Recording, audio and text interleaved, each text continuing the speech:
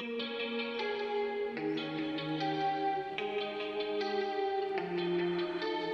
there, and welcome to your GG Replay for Friday, November 5th, 2021. GG Replay is, of course, your Monday, Wednesday, Friday podcast where we break down the latest in gaming news hosted by us, the Goodnight Groofs, a place for games and a place for goofs. Matt, might I share with you something here? Remember the 5th of November, the Goodnight Groofs plot. I see no reason why the Goodnight Groofs should ever be forgot.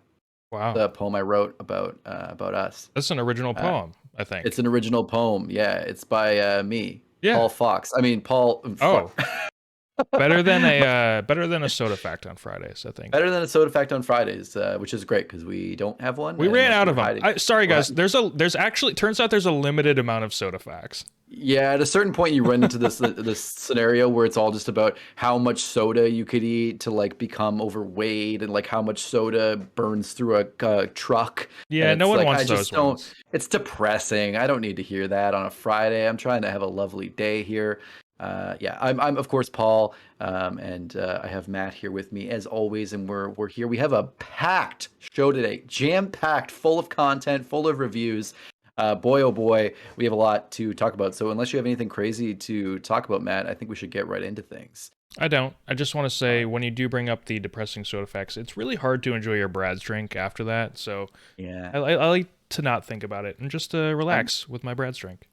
I'm trying to take a nice big gulp of Brad's drink. Of course, now for those fools, who are living in the future, it's now a Pepsi, but it was once delicious Brad's drink. All right.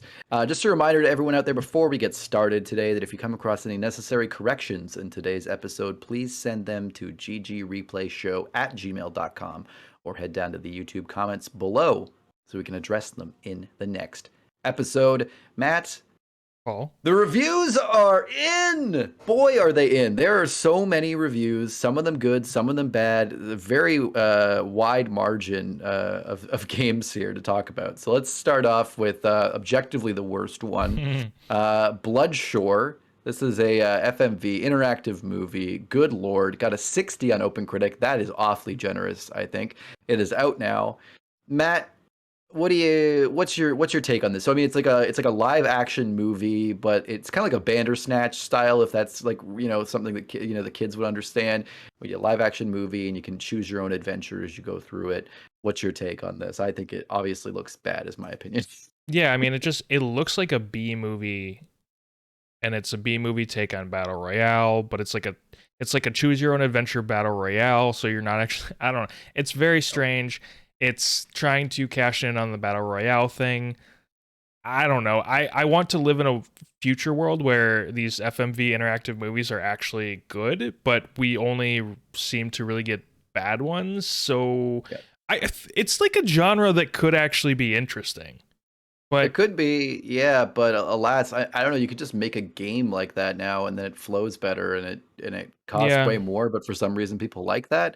Like, I don't know. When you look at something like Detroit or something, or one of these like David Cage games, I feel like you could just make that as an action movie and just have it choose your own adventure, because there's very little gameplay in a lot of these. David Cage would love for his games to actually be movies. Oh yeah, that is absolutely very clear that that's what he really wishes. But alas, it's not something they're working on, because they have that like massive giant like studio where they do all that mocap and stuff. So it's not something they're going to be doing now. They've gone full in to that move there. But yeah, it looks like something. It looks like something of the Sega Genesis era. They had like Night Trap and all those things. They're really trying to, when the Sega CD came out, really trying to like go off of how they could have like full video moving at once, and they had these kind of like live action-y looking things like movies. And then you could kind of like choose how the characters do things in the movie. And they were bad then, and I think they're bad now. There's just something uncanny about trying to choose your own adventure in a video, in like a movie, and usually the acting and everything else suffers due to the fact that it's not a dedicated, clean story, and probably the fact that this was a low-budget money grab. So here you go, Bloodshore.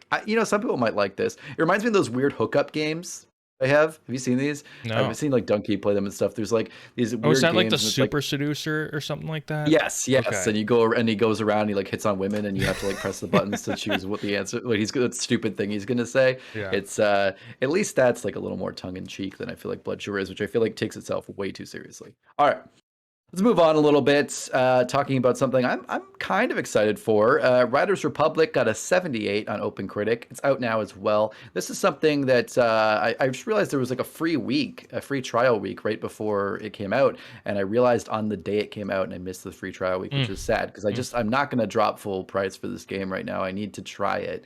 It looks fun. There's 5 different ways to move. There's aerial stuff. There's skiing. There's snowboarding. There's biking. There's a lot going on. But I wrote here, and I still feel that way. It feels a little like Ubisofty to me. It just feels like a little janky, like it's just a little plasticky. There's something about like the designs, all these like overused, these weird mascot costumes that a lot of the characters I are didn't wearing. realize they were doing that.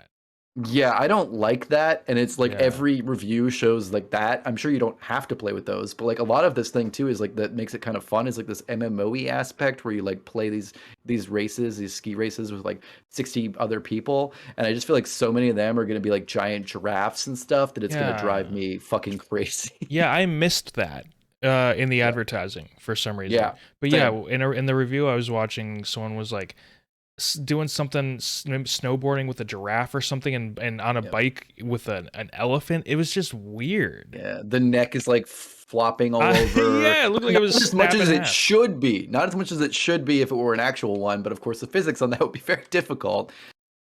Yeah, I don't know. This game, I mean, it looks a bit janky, but I mean, I expected that. When we first talked about this game, I said it would be really difficult to do a ton of different extreme sports and make them all feel right in one single game. Like that's pretty much an impossible task. So the fact that it if the game even feels somewhat good and is somewhat fun, I think that's actually an achievement.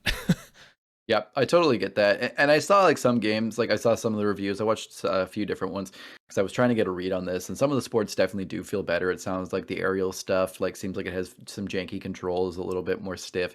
Whereas when you play like the skiing and the biking, that has some more clean controls if that's something you're looking for. It's tough. I had a really good time with the SSX reboot that they did for like the Xbox, like I want to say the Xbox 360 series kind of games. And that was a lot of fun. And I just found that Steep was kind of the closest thing to that, and that was a little too like realistic, but still too arcadey to be realistic. And then this is kind of like an evolution of that, but adding way more instead of trying to hone in on the snowboarding stuff. And I don't really know what they're trying to do here, but it looks like 78. Obviously not bad. So hopefully we'll get some good stuff after. After launch for this, some cool DLC maybe, and this will go on some pretty crazy sales, I'm sure. Like you could get for like $5 like a year in, so I'm sure this will be pretty cheap, which is nice. All right, moving on. Shin Megami Tensei 5, of course, JRPG, his first mainline game in the series for quite a long time. This got an 86 on OpenCritic. I think people have been waiting for this for a while. It will be out on November 12th. Looks good. I wrote in the notes here, not for me, but you know what? It seems like a great entry in the series. I think this is what a lot of people were looking for. It doesn't seem like it reinvents the wheel, but it did a really good job. It took a lot of like the stuff that people loved in this series and then brought it to next gen. I mean, as next gen as the Switch can get, but I mean like much more next gen, like PS2 kind of stuff. So I mean, it's like is definitely bringing it into the modern era a bit, or at least the 2010s. I will say, like, I don't mind a good turn-based or a good action combat, but good lord, listening to some reviewers explain how the combat worked and some of the cool quirks of it, I was like, fuck off. It's like, if you do this, it's like, if you press this, then your light shows up, and depending on how many people, then it changes your order, and you can, like, and I just, like, and they were saying it like it's a positive thing, whereas I would rather just play, I mean, I'm not the right crowd for this, but I think a lot of people are excited. My problem with Shin Megami Tensei is that at this point, it feels like a generic JRPG. The environments, the characters, they all seem bland. They all seem generic. It's the same thing that you see in every JRPG. That's why I think Persona is so special, because it is charming. The characters are charming in and of themselves. The environments are this cool part of Japan. I just think Persona has this charm that Shin Megami Tensei, I'm gonna say charm a few more times in this episode. Charm. The Shin Megami Tensei, don't worry, Matt, I find it charming. doesn't have, or at least doesn't have anymore, at least in my opinion, looking at this review. It's too much like your average JRPG now. I mean they're all, and maybe that's because they were a pioneer and everyone started to copy what they were doing. Yeah, But that's, I guess, the trap that you run into when you have success early on. I agree.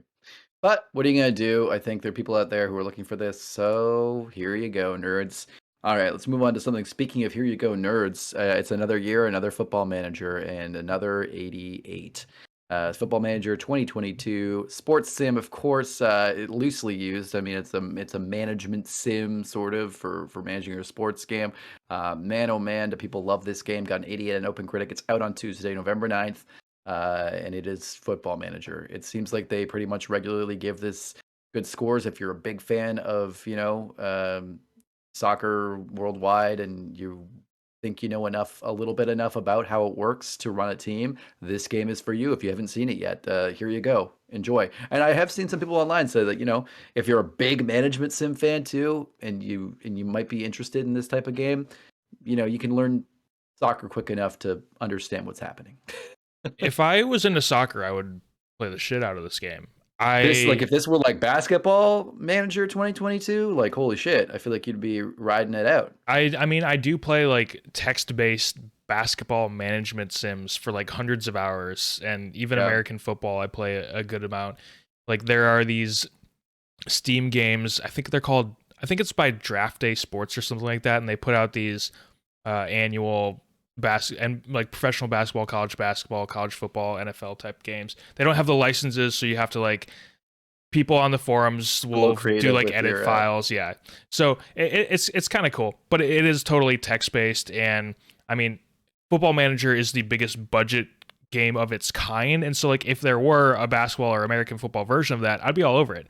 And if I like soccer, I'd be all over this. So yeah, the people who are into this, good for you. You're lucky. Yeah, totally. I think it's a cool thing if you can get into it, if you know the terminology enough and you're willing to play this type of game. Really, really cool. Good for sports fans and nerds alike. I just looked at the draft day games, man. Those actually look pretty cool. There's like some neat little UI stuff, Yeah, the they're in little depth. pictures. Yeah, it's not bad. It looks like fun if that's something you're into, which, yeah, I am definitely not. I kind of I like FIFA and stuff. I decided maybe I'd take a look at Football Manager, and I looked at the big green field where you stick people and try to figure out where they go. And I was like, yeah, I like it, but not enough that I know where anything is or what the positions are called. So this is probably not for me. But I will say something that is for me is coming up right here. Forza Horizon 5, something for everyone, I think. Got a 92 on Open Critic, out on Tuesday, November 9th as well. Very, very excited for this. It's going to be a Super Tuesday for me, not in the traditional U.S. politics sense. I don't know why I said Super Tuesday. But pretty exciting. Just a reminder, refresh. I was actually just looking at Forza Horizon 4, and that also got a 92. So on Open Critic. So this is not like a new score for the Forza Horizon series. They've been lauded for a while.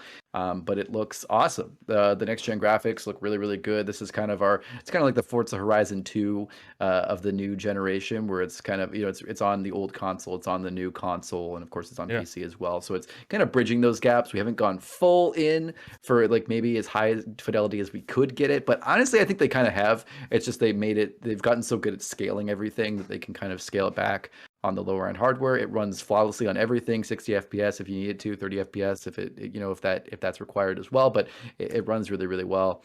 Gameplay has been improved in slight little ways. As you can tell, I'm really hyped for this game. I'm going to be playing way too much of it. The Forza Horizon series is almost as good as you can be at what they're trying to do. I mean, those games are so good. If you're into arcade racers, I mean, I don't know. I guess it's an arcade racer, but I feel like they're like a half step between arcade and sim. It's not like full on arcade, but it's definitely not a sim racer. So I think it's kind of like an arcade racer in gameplay with like the graphics of a very realistic game. And then, I would say like the cars obviously feel more realistic than like a full arcade racer. Yeah, it doesn't feel as, but there's no punishment. So right, like you can't fuck up, you can't break your fender, you can't whatever. That's true. Right? So The actual, I think the big the racing doesn't feel to me as arcadey as like old Burnout or Need for Speed games. No. But you're right. The like the mechanic where you can just rewind and stuff, that definitely makes it much more friendly to people like us.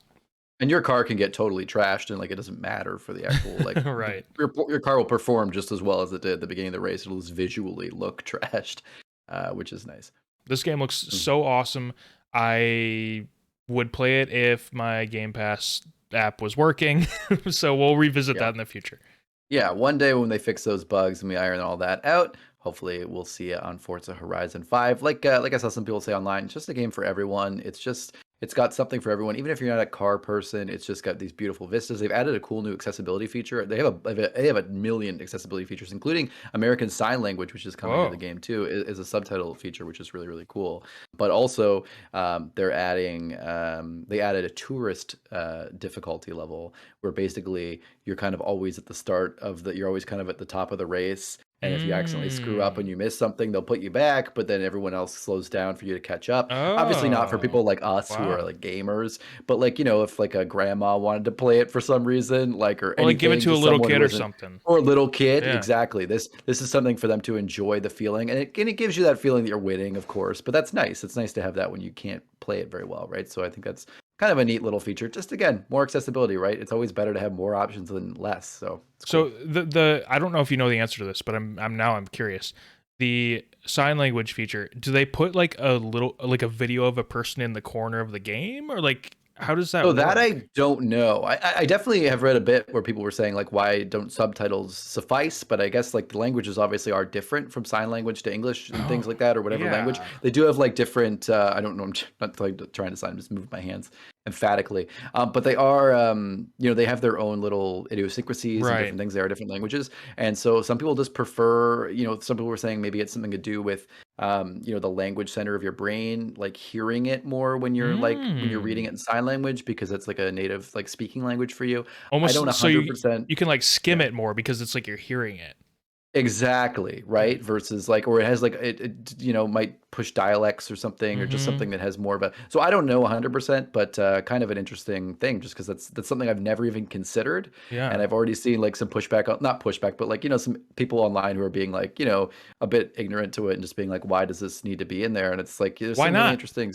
There's interesting things you can see online actually about why those are really cool features, and just they're really killing it. I think Playground Games here is killing it with accessibility, but like all these Xbox studios in general are just killing it with accessibility. There's so many great things coming out of Microsoft right now. It's probably like the number one standout thing that Xbox is doing that no one else is doing. Is like this like crazy amount of accessibility. So I would argue that they're following PlayStation's footsteps in that regard. In what way? PlayStation is definitely leading the charge with accessibility. What about the controller? What about that the Xbox controller, the accessibility controller? That is fantastic. But that's cool. As far as accessibility options within games, I really do think PlayStation has been leading that charge for the last 3 years, maybe.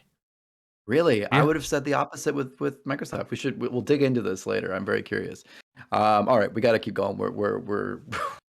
We have so much to talk about today. Call of Duty Vanguard, Call of Duty 80 on OpenCritic. Sure, why not? It's out now. I forgot it was even out now because I just didn't. I mean, I don't really buy most new Call of Duty games on launch, but especially, I don't know, this one just really wasn't getting me excited. Matt, you're someone who's kind of had a Call of Duty renaissance in the last year or two. What's your take on this? What's your take on the 80? Seems like a fair score. I mean, Call of Duty's never going to be bad. Like, it's always going to be solid. I mean, it's the gameplay is so tight. Yeah, it's just a terrible score. Yeah, exactly.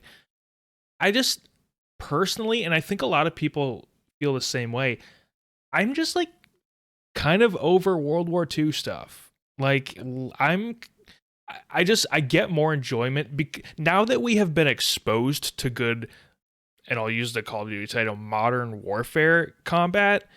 That is just more interesting to me. It's more relatable. The weapons are more interesting. I don't know. It's just, I'm kind of over World War II. It just seems like it seems like they're limiting themselves, which is weird. I understand that it's always going to be, I mean, it is the biggest conflict in the history of our world. So it's always going to be a stage for these sort of games. There's only so much meat you can get out of it. You can only squeeze so much out of that orange. And you're going to eventually, the stories are going to start feeling the same. The environments are always going to be the same because that's just how it works. The guns are going to be the same. There's only so much you can do. And just kind of over it. At least right now. I just don't care to revisit that at all right now. Well, Matt, you might say that there's only so much you can do with it. Well, you know what? They're proving you wrong because here they come with Call of Duty Vanguard, where the entire story is that you are the first special forces team that is like organically come out of World War II in the midst of it. This is interesting, but also weird. I like the basis of it, but also things like where you go back and see initially why someone was such a hero and what brought them to the forefront, like doing all these flashbacks to the characters, which seems to be a big thing in the campaign, kind of seems annoying. But also, okay. But I'm sure you've seen this map, but a lot of like the gameplay for the campaign is a little goofy. A lot of the story stuff, very like, and I'll take this. I think I got this from the Noisy Pixel review, but I've saw this very similar ideas in all of them. Very Expendables, very much, that it's kind of tongue in cheek, like we can kill hundreds of people and not, bat an eyelash.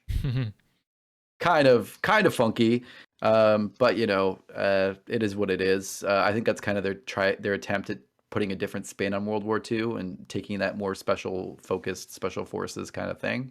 So that's something they tried. Well, shout out to Noisy Pixel for getting an advanced copy of Call of Duty Vanguard for your review. I thought Activision, so too. Reach out. Yeah, absolutely. Or Activision will reach out. Either way, I would love to. Just don't listen to some of our podcasts. Yeah, don't listen to some of them. Just listen to the replay. All right. Not to you out there in the world, though. You should listen to all of it. Yeah, multiplayer looks good, looks fun. Zombies look cool. I saw like mixed stuff where like the zombies gameplay loop looked cooler. It almost reminded me of like a roguelite or something, because you like go through and you have like very specific tasks, and then you pick them and then you go through a portal into that bit. You don't like seem to build up every time in that same way, but I just got this vibe where you like go to like Zombies a has kind of always been a little bit like that. Yeah. But the big negative I saw, which has been a big news thing, is like the zombies like story and all the puzzle aspects and all the kind of like interesting, intricate, little frame of it isn't going to come out till the first big content patch. So what? Come on. Like till the season starts. So basically at this point, if you want to play zombies, they've streamlined it and made the gameplay more fun. But on the flip side, there's none of like the fun mystique that actually makes you want to go in and play. You're just kind of grinding through the hordes. So mixed. But anyway, that's it. We can talk about Call of Duty till we're blue in the face, but it looks like a fun Call of Duty. If you're interested and you buy Call of Duty every year, buy it. If you're not going to buy one every year, maybe wait for the next one, because the next one's probably going to be a doozy. Let's see if they can get that Modern Warfare 2019 lightning in a bottle one more time. A doozy, because it's Modern Warfare Doozy. Deuce. You know what's ridiculous? When they made Modern Warfare and then they made Modern Warfare again, and now they're going to make Modern Warfare 2 again, presumably. Is this the third Modern Warfare 2? I thought there's only been one other time they did that. Oh, okay. Like in the mid 2000s. All right, let's get into the actual stories for today. First off, we're starting with Riot Games because we have some big Riot news, and that is that League of Legends. But just to preface, we're going backwards because remember, just if you listen to Wednesday's replay, the Runeterra games, that's League of Legends and everything that kind of has that IP to it, is now got 180 million active users in the last month, right? And that's more than Steam, which is 120 million active users. Well, now get ready to blow that out of the water because Riot Games is bringing League of Legends, Valorant, and more of their games to the Epic Game Store. And they're already there. If you go to the Epic Game Store right now, you can download League of Legends, play for free. You can download Valorant, play for free. This is big. Yeah. This is a big deal. This is big. I think this is bigger for future games that come out of Riot. I don't think that this is as big for the current games. People who play League of Legends are just going to keep playing on the Riot launcher, which I assume if you play through Epic Game Store, it still opens up the Riot launcher. I don't know that. So I was wondering that myself because I saw it today and I thought, the Riot launcher as of late has actually gotten really confusing and bogged down. It's much more of a big launcher. It used to kind of just be League and then you could play something else, but now they have Valorant and they have all these different games you can kind of open up, and it's gotten kind of like very much like a full-on launcher, which I'm not loving. Like the Blizzard launcher. I was actually but like a little more like really takes your shit over on your computer. Okay. Just from my experience, and I really feel like when I saw it on Epic Game Store, I thought maybe if I get it on Epic Game Store, I won't have to deal with the launcher anymore, which would be kind of a nice thought. Maybe. I mean, dealing with Epic's launcher, so I don't know. Maybe 6-1, right? I feel like it's still just not even going to download, and it's just going to open the League of Legends launcher. That's what Genshin Impact does. It doesn't actually download anything. It just downloads the launcher. And So then yeah, I mean, I think you're right that at this point it's pretty hard to imagine they're going to get more new League players. I can't imagine that many people who are on the Epic Game Store all the time and never heard of League of Legends, and then they see it and they go, "Well, now it's there. I'm going to get it." Yeah, not League, with how big it is. Maybe Valorant though. I think that's yeah, that's possible. Or some of possible. these other things might grab more attention because they're on the Epic Game Store. Well, I don't know. I think ultimately more people have issues with Epic than they do with Riot. So I think at this point, like the big issue wasn't that you don't want to have the Riot launcher on your computer or something. So it's not like Genshin where a lot of people were more concerned about, downloading the launcher or whatever. So Like me. Yeah. yeah, like you, Matt. Yeah. This could potentially be really big for Epic Games, but it could also potentially just really not amount to much of anything. I have a hard time seeing it because of the proprietary launcher. I have a hard time seeing it bringing a ton of people to the Epic Game Store just for this. It's possible. It's not going to hurt them, but I wonder how much they had to fucking pay for this. Well, that's the thing. I don't know why this would benefit Epic in any real way, but you know who I think it would. I don't think it would really benefit Riot that much, but it probably costs someone a fucking ass ton of money. I don't know how or where, but I'm sure Epic paid a lot of money for this. And I don't really know for what purpose. Like, it's not, again, like you're saying, I don't know why, as a consumer, I would really download Epic and go into their launcher if just for League of Legends when it already Right. exists in a different launcher or a very popular, you just download it on the website. That's it. Kind of weird. Yeah, I don't. I think this is one of those wait and see situations. We'll have to wait and see if it really does anything for either company. But yeah, someone paid a shit ton of money for this, and I don't know if it was worth it. The wheels are in motion, right? I mean, this is there's obviously like a reason behind this. There's been research done, I'm sure. There's something, well, maybe. Well, And Tencent's a big part of both of them. We know that, yeah, right? Tencent owns all of Riot, and they own not most, but a large chunk of Epic. Yeah, a large chunk of Epic. So that I assume it's easy to bring the teams together through Tencent. So unless this is just Tim Sweeney still owns most of Epic. I think Tencent owns the rest, so I think it's a 51-49 situation. Yeah, it's very similar to that, yeah. So I don't know, maybe Tencent is trying to leverage Riot into being able to overtake Epic Games. I don't know. It'd be like a long shot here on advertising the new Arcane Netflix show. Boy, oh boy, is that thing being advertised like fucking crazy. I think it's in like Times Square. Wow. They have all these fucking ads. They're going to have, I wrote this here, Arcane Jinx, skin for Jinx is coming to Fortnite to promote this Netflix show. It actually looks like a really cool skin. Jinx is kind of a funny character to pick, but obviously it's just like, a goofy Harley Quinn-esque character is probably like a good fit for Fortnite. But yeah, they're going crazy for this. I almost wonder if they're doing this just to like make sure to get League in like more in the news cycle for this show because they are obsessed with this show taking off. So let's hope it does well, I guess, for them. All right, let's move on. Let's talk about Elden Ring. We won't go on forever, but there was a Elden Ring 19-minute gameplay, preview that we saw on Thursday, yesterday, and it looked pretty cool. Here's the thing: I was excited for Elden Ring initially because I thought it might be something a little bit different, the R.R. Martin stuff. When they really showed the big trailer for it, I went, okay, it's just more Dark Souls shit. I saw this. I said, okay, yeah, it's more Dark Souls shit, but it looks cooler in a lot of ways. It just a few little things. Here's the thing. I wish they made a game like this in a Souls-like that's really high budget AAA like this that isn't so fucking dark fantasy. It just bums me out. But like, listen, the jumping is a cool addition. It just makes it feel more realistic that there's not like a 2-foot wall that I can't get over, and it just makes it feel awkward and shuffly. The horses are cool. The magic horse you can summon and run around. It feels like there's more traversal. It feels more real that you would actually move around in this like shuffly way. I really have to say that. And the magic looks really cool. The magic looks awesome. I saw a lot of people comparing this, and I feel similar that I got like a God of War magic vibe in terms of the visuals of it. And that seemed like a cool, maybe viable way to play the game. I mean, obviously there's a lot of weapon swapping. You imbue your weapons with magic a lot, I see. really neat stuff. The visuals of that are awesome. But then yeah, once again, just for me personally, I see the giant horrifying, uh, Guillermo del Toro style monsters, and I just kind of nope out because I don't think I can sit and play that kind of game. It just not for me. But this looks like the coolest one so far. Yeah, this is open world Dark Souls 4. I It mean, is. that's what it Yeah. is, and that's not, I'm not like knocking the game. That's just what it Nope. is. And I think for fans of this game, this is going to be an amazing, or for fans of the Souls games, this is going to be an amazing addition to that genre and Yep. to the From Software lineup. Like, this game looks really good. It looks like it's not for me because I just am bad at games, if Yeah, we're being honest. exactly. So, but if I were a fan of the Souls games, I would be incredibly hype right now. I will. I'm gonna go out on a limb. This is gonna be a over 95 on OpenCritic. This game is gonna do so well.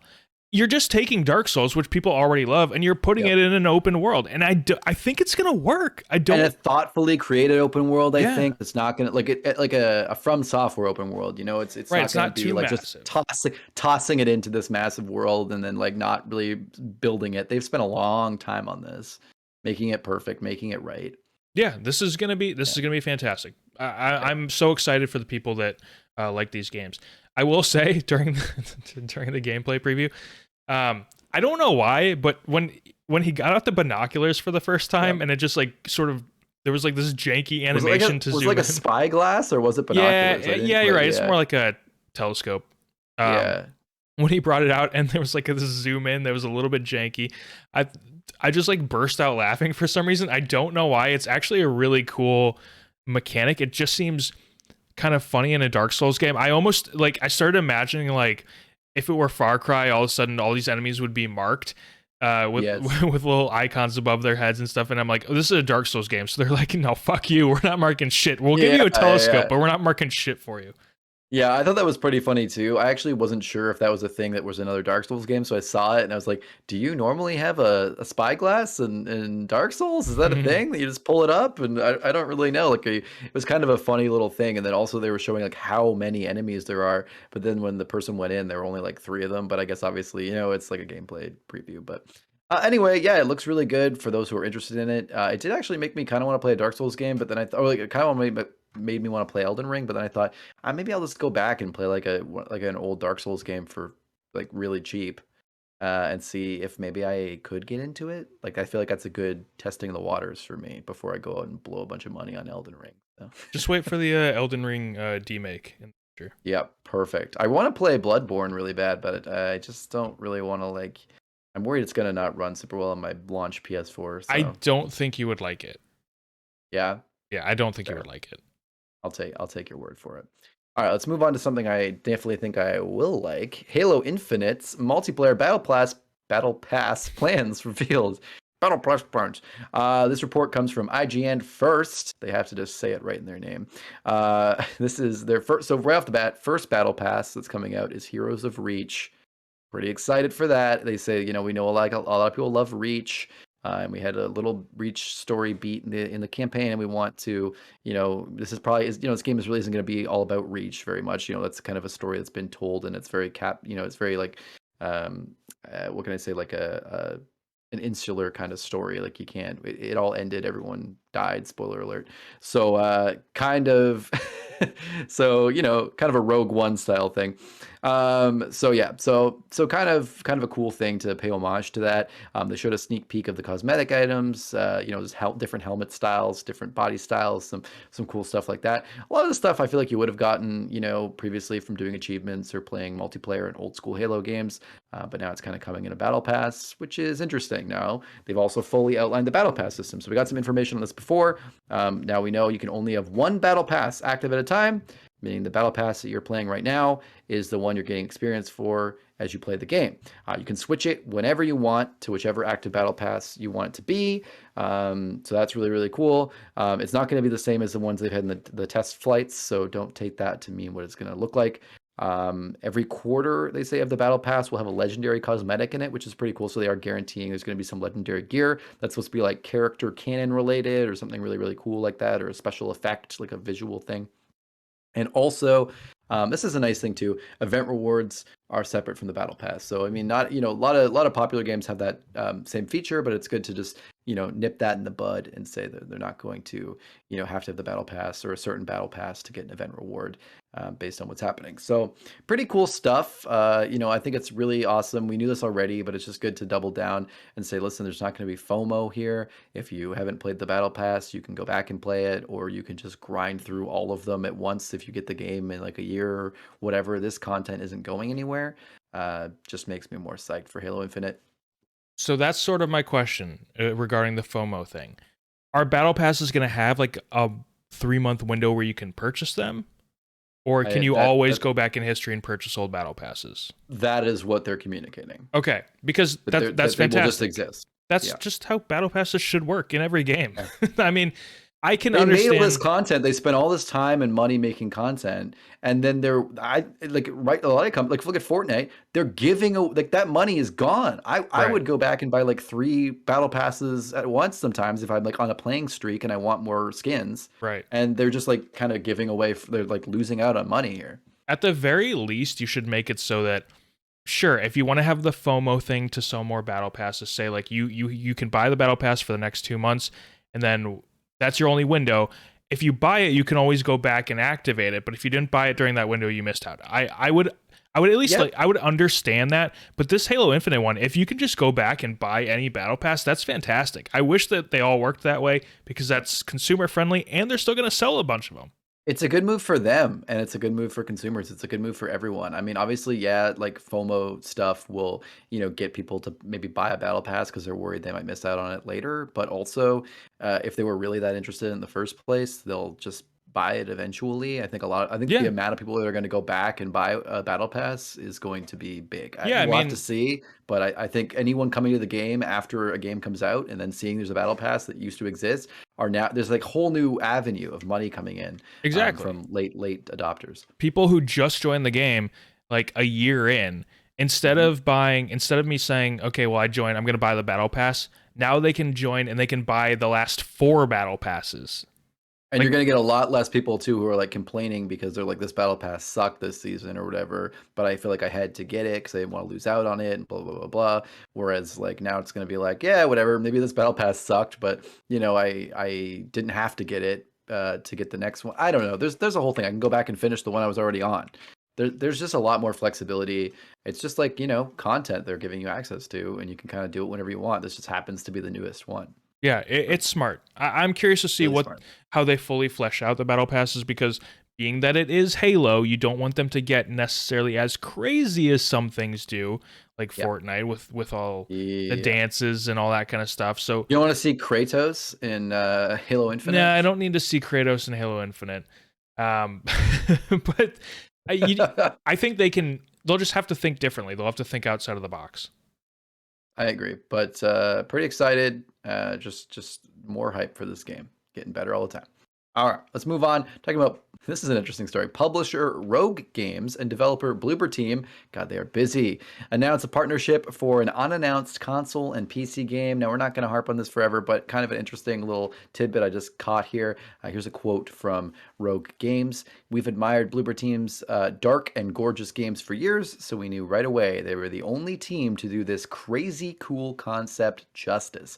Today is not the day. Unforgettable original kick-ass games take time and care to make, but we can't wait to fully announce details on this project at a later date. So, I mean, right off the bat, that's it. Bloober team has some kind of, they're already working on some other stuff. They just finished Medium, and now they're pegged here to do this unannounced game with a crazy cool concept for Rogue Games.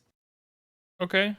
Yeah, I mean, cool. I don't know. I don't think Rogue Games has an amazing portfolio, so that's kind of what I found. I had trouble finding anything of note that they really had going on. So yeah, maybe crazy cool to them. Maybe it doesn't mean as much as it does to everyone else. I'm looking at their lineup right now, and I mean, the only thing I've maybe heard of is Wipeout Rush. I mean, there's not a lot going on here, so what Rogue Games is calling unforgettable, original, and kick-ass is maybe a different definition than other publishers. So I, Also, kick ass is a bit of a dated term, guys. Like, it's not like no one can say kick ass, but like I feel like it's not 2005, so like describing your game as kick ass is right. a little out of vogue.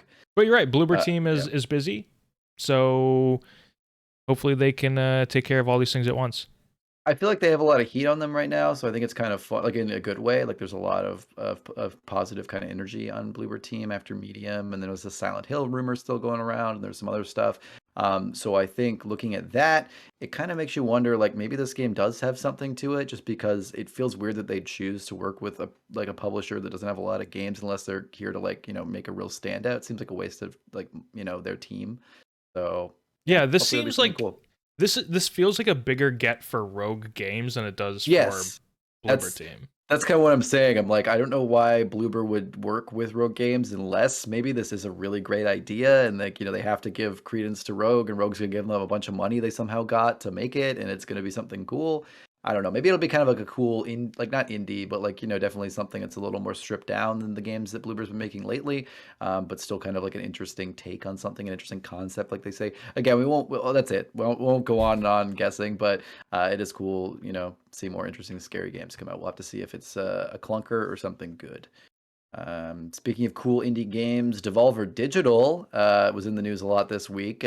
Here's the big story that they have acquired Dodge Roll, the developer behind Enter the Gungeon, Nereal, who made Reigns and Card Shark, and Firefly Studios, who made the Stronghold series. My goodness. And this comes after Devolver Digital launching an IPO this week on the London Stock Exchange, and they are valued at $950 million. Wow, Jesus.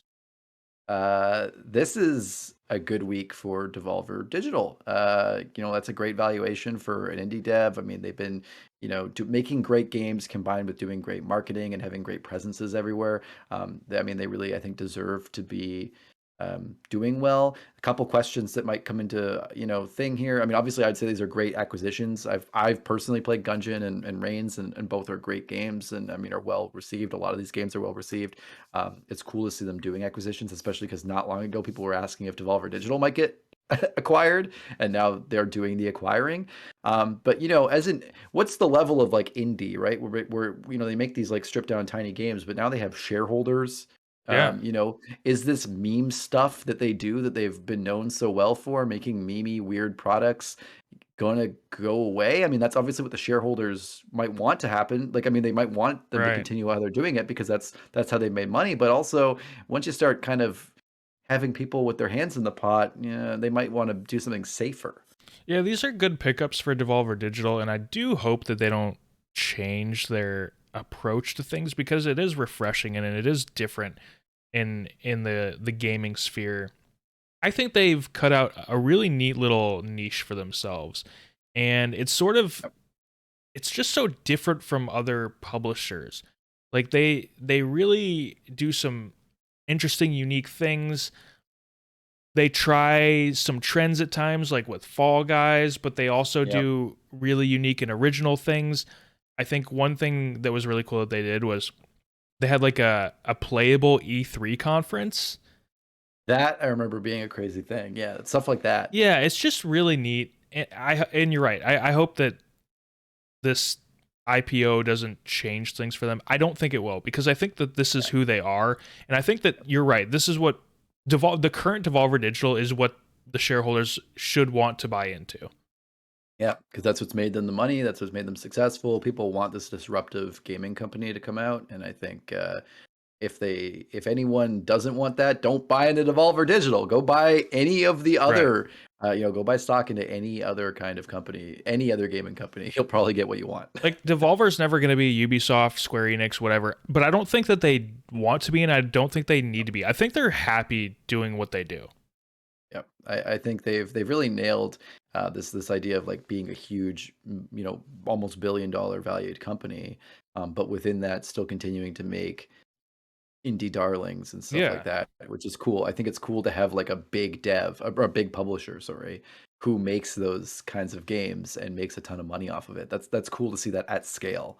Yeah. So yeah, maybe we'll see more acquisitions from them from like other small devs and indie games, and yeah, cool to see. It's an interesting take on things. All right, a few quick hitters before we get out of here. A few little quick stories. First off, Nintendo teased their next gaming system today, but it won't release until 20XX. Nintendo had a presentation today with some shareholders, I think, and they showed an image of a question mark as they showed DS and Wii, and they showed Wii U, and they showed Switch, and then they showed question mark next console coming out 20XX. So we know that the next Nintendo console will come out before 2099 is finished, Oh, and that's about it. So Nintendo decided they would just troll everyone, and successfully they did. I think the next Nintendo console is going to be shaped like a question mark, actually. Honestly, that's not the weirdest fucking thing that Nintendo's done so far. I think that that's about on par with their normal stuff. Now, but that's not all Nintendo's in the news for today, because actually, Nintendo has announced a few big things they're trying to invest in for the future. One of them is stuff like non-gaming stuff, the movie stuff, so more stuff like the Mario movie. Right. They're looking to put a few hundred million in that. They're talking about putting some more money into like framework for game development, stuff like that. But the big kind of interesting thing is they're saying they want to invest large sums in online infrastructure, which is kind of interesting. Nintendo, they listed an area for Nintendo accounts and infrastructure. They said they want to expand relationship with consumers. And they're willing to invest up to 300 billion yen, which would be about 2.64 billion US dollars. That's a lot of money. That's a big amount of money. Overall, they're talking about almost $4 billion of investment in all these different projects. But yeah, 2.5 billion or in and around on their online and account infrastructure is pretty big deal. I mean, like, let's hope they don't fuck it up. Yeah, that's all the extra money from the new expansion to the Nintendo Online. That's the Nintendo It's Online probably the Plus or money whatever. they're yeah, it's probably the amount of money they're counting on making from NSO Plus. Yeah. And well, it's probably just a fraction of how much they're probably fucking expecting to make on NSO Plus from all the people who are just gonna buy it because they know they are, because it's got Nintendo written on it. So yeah, I mean, maybe we'll get voice chat. All right, let's move on here. PC port of God of War 2018 will also support AMD's super sampling technology, Fidelity FX Super Resolution. FSR. Just a little quick thing, because they already mentioned they're going to support DLSS and NVIDIA technology to super sample. We're also getting AMD super sampling on there too. So this is going to be just something that's really, really well optimized. It's going to dynamic scale and do everything you want it to do on any sort of PC stuff. So really cool to have AMD on board as well. Always a good little thing. And finally, just a hilarious little thing to end on. I was going to end on some Nintendo stuff but I moved it up, so now I'm going to end on. I didn't want to end on such a sad note. eFootball 2022 has delayed their full launch here, their 1.0.0 update to spring 2022. It was originally going to come out far before 2022, as most sports things tend to, but not anymore. This previously was supposed to come out on November 11th. So quite the delay, and an already delayed fix to a game with a failed launch. They know what's up here. They know what they're doing. I'm sure, like in terms of like, I guess just being shitty. This game came out, had a massive issue with its launch. The game had a lot of bugs, a lot of issues. It was clearly unfinished. They were gonna release a fix on November 11th, and now it's delayed to spring 2022. And November 11th is only 6 days away, so they gave us that news just a week before, less than a week before they were going to initially do it. So to any out there who are looking for a different game for your football experience, I don't know if you're really out there. I saw another funny article today about how like 2K was looking to try to buy the FIFA license Yeah. instead of EA, and I was like, good luck. Yeah. Like, good luck, because like at this point, like EA has every other, they have all the players' names, they have the teams, they have the likenesses. You can try to take, like, look what happened when with eFootball. Good luck trying to make another soccer game, because like honestly, seems like it's a tough game out there. Yeah. F's in the chat for eFootball, boys. F's in the F's in the chat. chat for eFootball. PES decided to change their name and everything else about themselves, and they fucking dumped the entire IP in the dumpster with it. I like to think So, like the pitch meeting was like, what if we just made our game bad and yep. free? Yeah. Like Bad and that was it. free. And they're like, oh, okay, cool. Well, we're actually not close to finishing. And they're like, well, why don't we just release it unfinished? Oh, well, like Right. in a couple of months, we'll release a patch to fix it. Yeah, or like a couple years or something. We'll Right. just Whenever like, we get to it. yeah, whenever we get to it. Yeah, bad and free is kind of funny too, because like it doesn't even make any money. Like at least if it cost money and was bad, people might like get duped into buying it. But like bad and free is bad for them. It's bad for the consumer. It's bad Right. for everyone. Right. All right. Well, you know what? That ends our GG replay today. It was a bit of a long one, but we just had so many interesting things to talk about. I hope you stuck around. If you did stick around, if you can stick around for another 30 seconds, because I have a couple things to remind you of. First off, if you enjoy GG replay and all of our content on goodnightgroofs.com, like the Game Groofs podcast and the blog, and you're feeling super generous, take a look at our Patreon over at patreon.com/goodnightgroofs. See if any of our 3 current support tiers might interest you. The $3 plus tier will get you early access to our weekly podcast, Game Groofs. You'll be listening to it right now, cruising into the weekend. As soon as you finish GG Replay, you say, gosh, I'd like to listen to more Matt and Paul. Well, you know what? You can if you're a patron. Otherwise, you're waiting till Sunday. And, you know, we had some good stuff in the show today. So you want to hear it earlier. Also, if you're listening to this on a podcast app, chances are you probably are. If you can open up your phone or your computer really quick and just go ahead and don't open up your computer with a screwdriver. I mean, just the UI of it. And if you can just go ahead and give us a 5-star rating or a thumbs up or a like, Matt, it's serious business. You know, you at least want to like discharge yourself of Yes. static, True. because I don't want to be liable for this. Any and all support is greatly appreciated and will go a long way in improving all of what we do here at Goodnight Groofs. Matt, do you have anything else to say before we cruise on into the weekend? I've actually just been added to the Epic Game Store, so you can get me on there. I do have my own separate launcher though, so you can't really download my all 6 gigabytes on the Epic Game Store. 6 gigabytes. 6 gigabytes. Yep. 6.4 gigabytes. 6.4. Like the height. It's a height joke. For every inch of my finger.